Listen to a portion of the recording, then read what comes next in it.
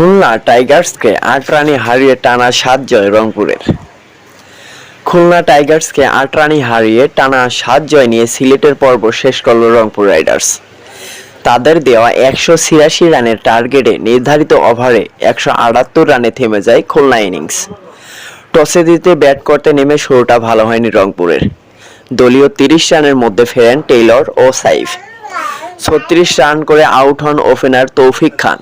এরপর ১১৫ রানের জুটিতে দলকে বড় সংগ্রহ এনে দেন দুই পাকিস্তানি ইখতিয়ার ও খুশদিল শাহ। ইখতিয়ার ৪৩ রানে আউট হলেও ৩৫ বলে ৭৩ রানের ঝড়ো ইনিংস খেলে অপরাজিত ছিলেন খুশদিল। নির্ধারিত ওভারে ৫ উইকেট হারিয়ে ১৮৬ রানের পুঁজি পায় রাইডার্স। জবাবে মোহাম্মদ নাইমের ৫৮ রানের ইনিংসে ভালো লড়াই করে খুলনা। সঙ্গ দিলেন মিরাজ ৩৯ এবং